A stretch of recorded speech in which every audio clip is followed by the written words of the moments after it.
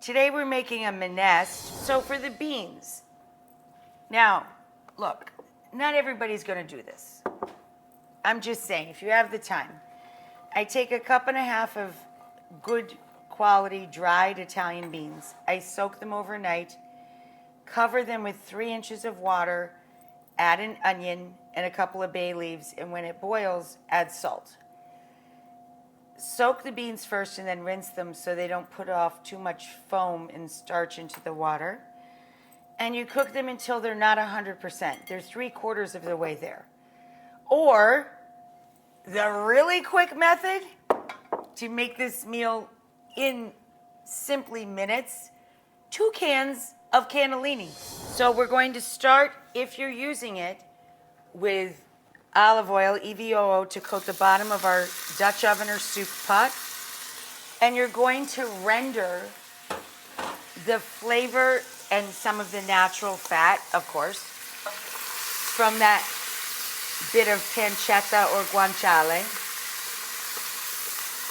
Again, this is still a very flavorful dish if you are vegetarian.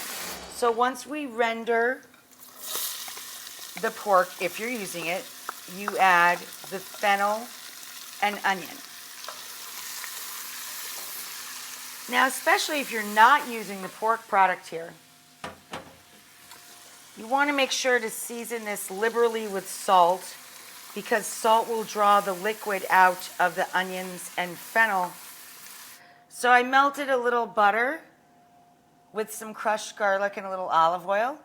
I'm just going to pour that over the top and make like the equivalent of little teeny tiny garlic bread bits to toss on top of the soup. This is not an every time we eat minestra. This is just a once in a while. So we make basically baby garlic breads, throw them in the oven, like 375, 400, who cares, till they're toasty. We're now going to grate in our garlic.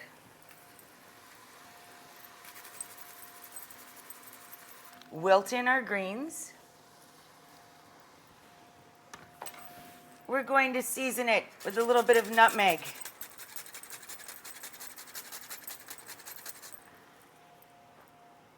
And we're going to add lemon zest, not the juice until the end.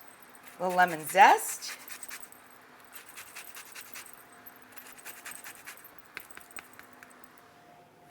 And we're going to add a little bit of crushed red pepper.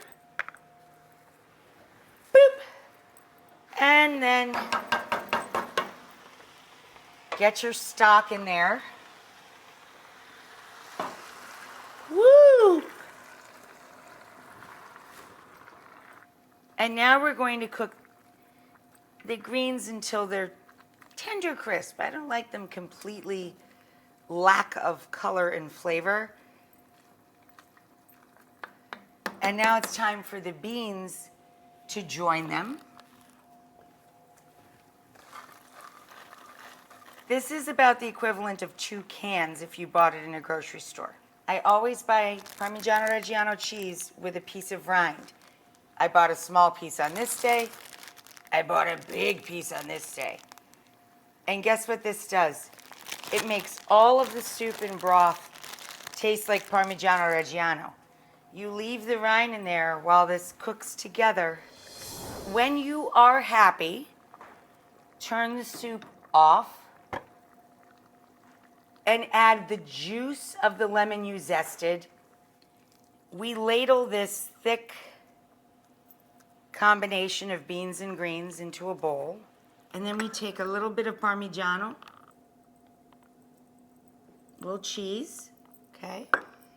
And a little bit of raw minced white onion. A little bit, not a lot. And a good drizzle of green fancy EVOO. We have some croutons to stir in as we eat. And there you go.